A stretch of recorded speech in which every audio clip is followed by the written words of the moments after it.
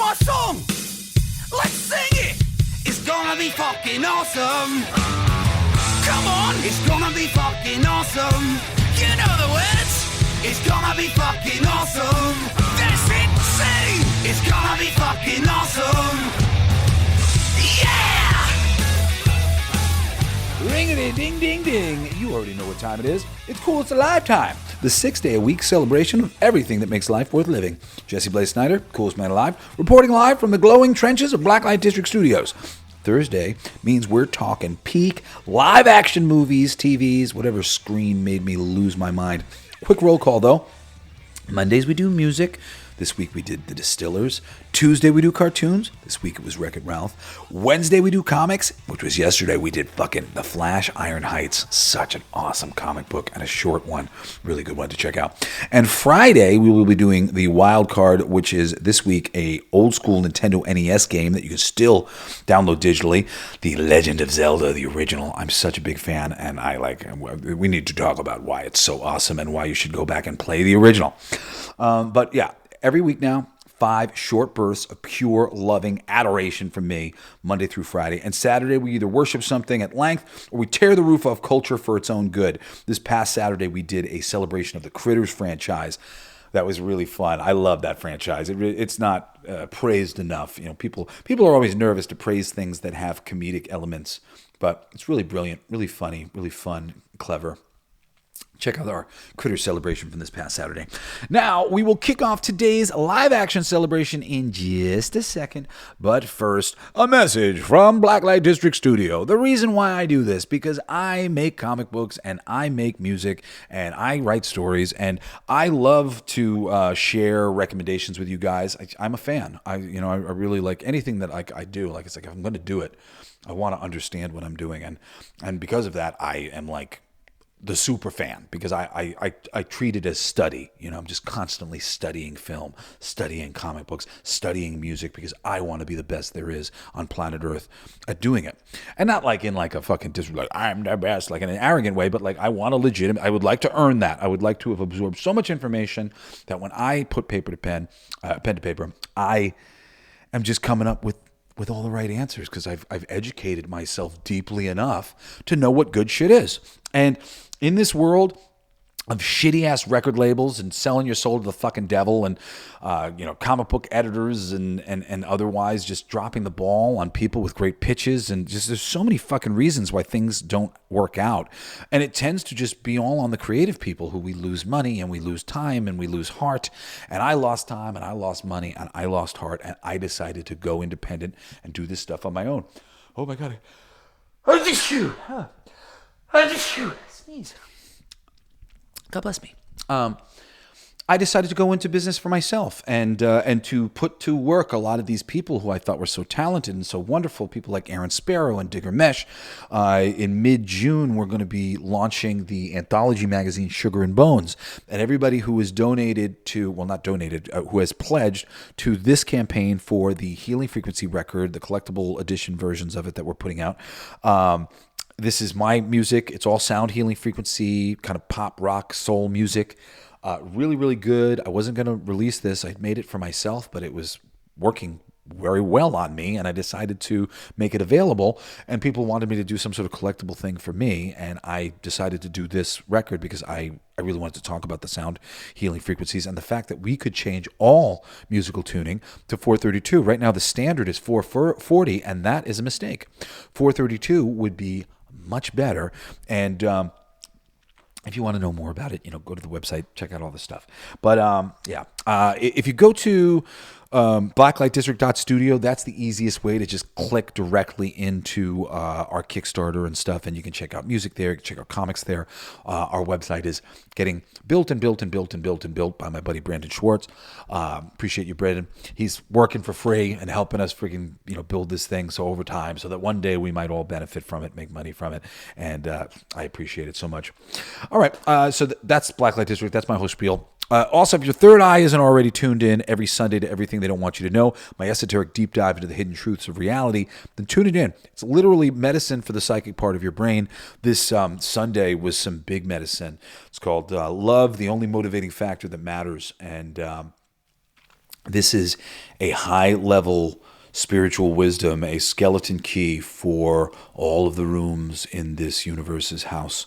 And if you can just focus on love, and we get into a lot of reasons why and explaining it, it's a very deep and meaningful episode for me. I cried my eyes out a bunch of times. It was important that it was. I'm really glad it was released this weekend. Like, I recorded it earlier in the week, and I've been kind of waiting for it to release. Like it was like it was a poop or a fart I was holding in. Oh, it feels so good. All right. Enough foreplay with talk of poop. Time to set your whole week ablaze with the fire of greatness. Let's go. And let me turn off the sound on my computer so we don't get that shit coming through. Okay. Today, we're covering the 2007 Australian killer crocodile masterpiece simply titled Rogue. I only just got to see it just recently, and fucking A, man, it is great. Written and directed by McLean, the guy who gave us Wolf Creek 2 years earlier. This one stars Michael Vartan as an American travel writer on a river tour in the Northern Territory. Basically a distress flare goes up from downriver, and the whole group of tourists in this little tourist boat, they go to investigate the flare, and boom, their boat gets smashed by a massive 20-plus foot saltwater crocodile, stranding them on a tiny island, and then starts picking them off one by one. It's shot on location in fucking gorgeous Kakadu National Park. Oh my God, I've been watching a lot. There's a lot of creature feature movies that have come out of Australia, and some that have been reviewed like really well. And I've been kind of watching them as a series. Like I just say, I've watched a few now. And another movie called Boar and Blackwater. I recommend both of those. And I will recommend both of those at greater length in the future. But the locations, the Australian locations for these creature feature movies are so beautiful, man. And they're in this national park with fucking real crocs just off camera. And, it's pure tension, isolation horror. It really is just excellent. Even though made on a tiny budget, still grossed over 4 million worldwide. Got killer reviews for its realism, pun intended, and cemented the saltwater croc as one of the scariest real animals you can put on screen. And it's very cool. You don't ever see a lot of the croc. I mean, enough of him, especially by the end. It's one of those movies where it's very Jaws-like, in that so much of what makes it awesome, it's similar to Blackwater as well, is that you don't see it a lot. It comes up here, it comes up there. It's so much the circumstances that they've been put in. In this case, these guys are stuck on this little island. Basically their boat is going to sink, and they end up having to dock on this little island, but they're there during the low tide.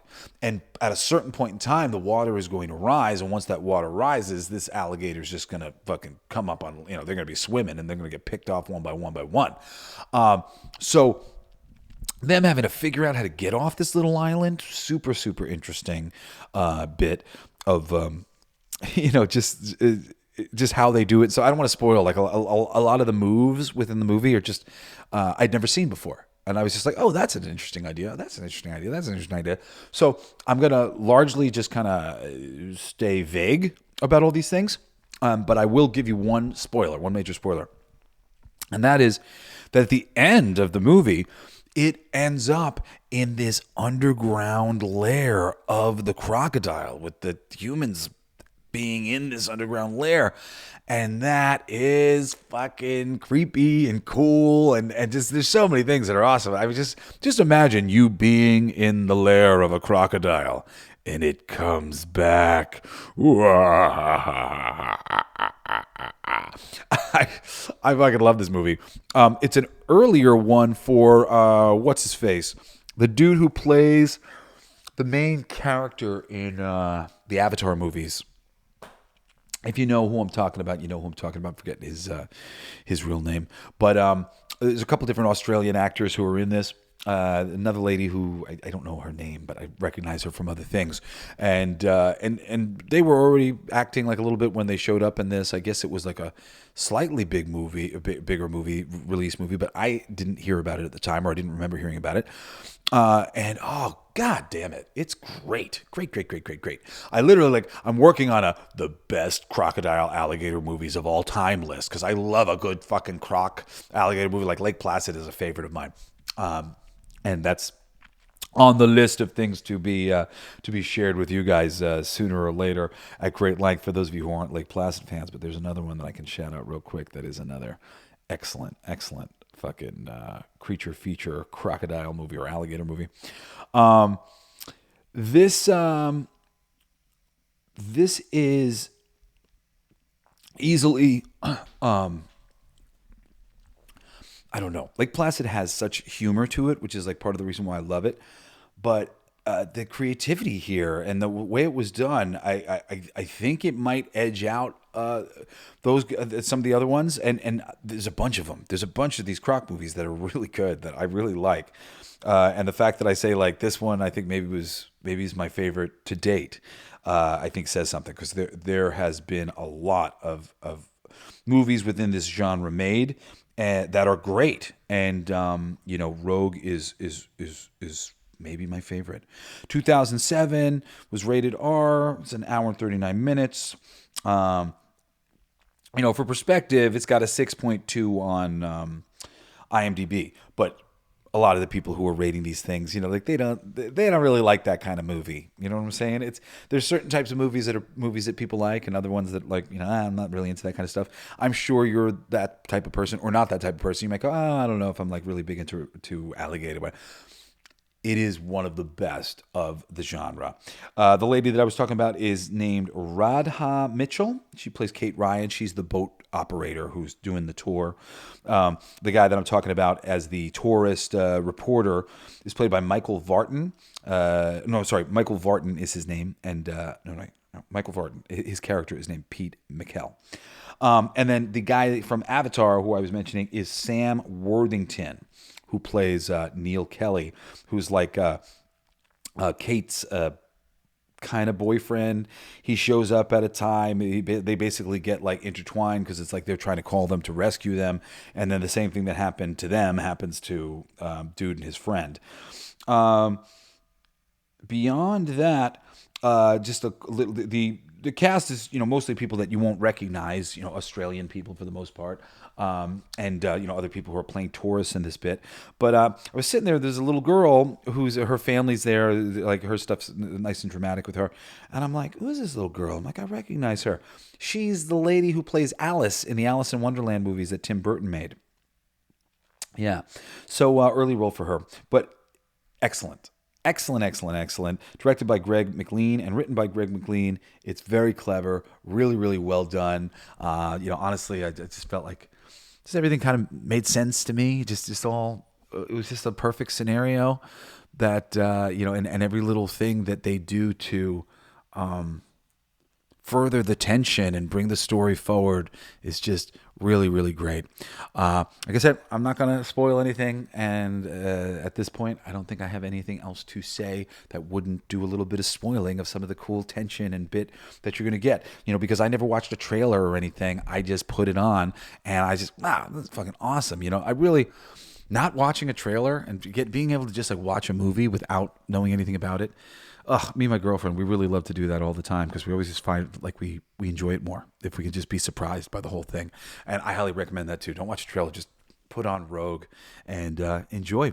All right, that's it. That's your shot, your official Coolest Alive live action recommendation for this Thursday. Injected straight into your veins. I hope it turns you into the Hulk or Spider-Man or something else. Don't inject mercury or spider things into your veins because it's going to be bad. Oh, wait, my dad's calling me on the phone. You're interrupting my show, Dad. You know what? Here, Yes, Father, you're interrupting my show. It's okay. I'm not a candidate, but I will be done with my recording in like 20 minutes. Love you. Bye-bye. I'm actually out here in North Carolina where my family has built a a complex for all of us. Like my brother Shane and his wife and their 2 kids, they have a place here, and then right above them is my brother Cody and my sister-in-law Tanya, who are working on maybe starting their own brood as well. And my sister just got back home. I'm here for Thanksgiving right now, and I won't be back here again until Christmas with my babies and my girlfriend. My girlfriend just came to visit me this past weekend, which was cool, and it's been nice. I just hadn't seen my family in a little while, and I've been here for like 3 weeks, and mostly like they invited me because I've been feeling so sick. I've been really under the weather, and they just went, "Why don't you come here, hang out with us for a little bit?" And that's been the best. It's really nice to have family. I love my family. Okay, so just wanted to remind you guys, our schedule now. We're 7 days a week if you include my other podcast, Everything They Don't Want You to Know, which we drop fresh esoteric wisdom every Sunday night. Well, usually it's up a little bit earlier than that, but it's esoteric wisdom, meaning we're ripping the mask off reality and talking about the truth of the underpinnings of this place. The reason why there are so many religions and so many people thinking about it in different ways is because it's very complex. And I was an atheist and a skeptic my whole life. I came to understand what is really going on planet Earth through plant medicine, working with psychedelics. And, nobody's fucking hallucinating. There's just a lot more layers to this reality. And most people are too afraid and too nervous to suggest that any of what they experience on these trips is real, but it is absolutely real, and it's time to wake everybody up and alert everybody to just how complex our world is, and that's what we like to do on Sunday. But our 6-day-a-week schedule for Coolest Alive is Monday, music, a new album every week. Tuesday, animation, a new cartoon or animated film every week. Wednesday, comics and graphic novels. We just did Flash Iron Heights, one of my favorite. The week before that was Torso by Brian Michael Bendis and Mark Andreyko. I'm recommending some awesome comic books. If you ever wanted to get into comic books, seriously, just start checking out my Wednesdays. Like I'm really going out of my way to just pick things that I think are so fucking universal and that would get a non-comic reading person really excited for the medium. So, please just know that I'm thinking about it like that. I'm thinking not like, people who like comics will love this. I'm thinking anybody will like this. And I mean, generally that is how I make my recommendations, period. But, people are a little bit more like, used to movies and stuff. And a lot of people just have never read a comic. So Wednesdays is comics. And then Thursday, today, live action. Friday, we do Wild Card. And anything that I'm into. Tomorrow's going to be the old school Legend of Zelda Nintendo NES game, which I'm excited to talk about. And Saturday, we do a full hour Mother Show, which is we're either going to crown a king, and sometimes we burn a kingdom to the ground. This past Saturday, we were crowning the Critters, the kings. I love that franchise. Super fun, super funny, super clever, and you will enjoy it too. Check out that episode because there's really a lot to the Critters franchise, and most of it is really enjoyable. Plus, you can slide into my DMs on social media or email me jbs@blacklightdistrict.studio. Tell me what recommendations you have loved. I want to hear from you, or recommend some great stuff for me. I love great recommendations from people who love things like I do. And finally, Blacklight District Studio, we're still out there cooking out boutique music, comics, and merch that you can't get anywhere else. You can jump in on our current Kickstarter or late pledge some glow-in-the-dark collectible before it's gone forever over at blacklightdistrict.studio, where you can link to the Kickstarter that we have going on right now and take a look at some of the other things that we have up, like music and comics, and all free. Anyway, this is Jesse Blaze Snyder saying, I love you guys. Care Bear Stare. I'm beaming out to you from the neon heart of the Blacklight District, and I'm telling you one last time, stay cool, stay lively, baby, and join me tomorrow for my fucking awesome celebration of the Nintendo Entertainment System's original greatest fucking game of all time, The Legend of Zelda. See you on Friday. Peace!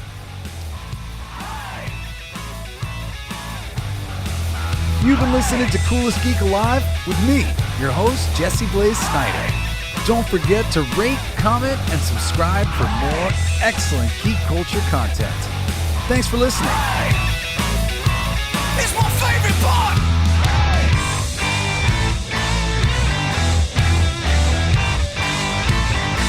Isn't that heavy?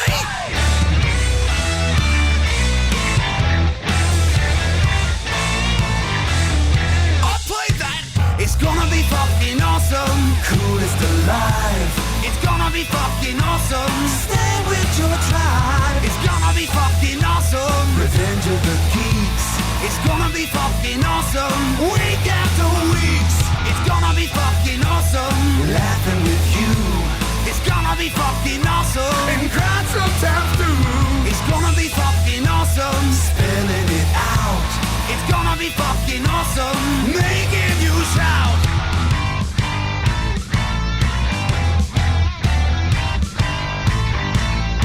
I'm a genius. I got lyrics coming out me bum for days.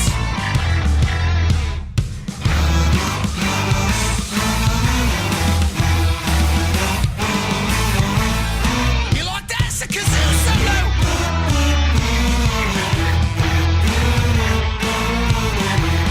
I played that too. It's gonna be fucking awesome. Talking some shit.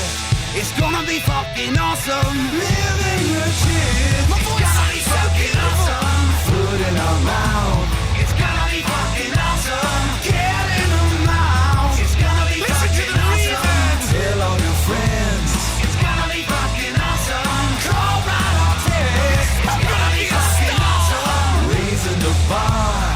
It's gonna be fucking awesome. Straight to the stars. It's gonna be fucking awesome. It's starting soon. Straight to the top of the awesome. Passing the moon. It's gonna be fucking awesome. On with the show.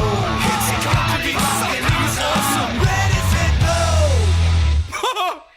It's going to be fucking awesome. Fucking awesome. It's gonna be fucking awesome. Just wait. You'll see. You'll all see. The podcast playground.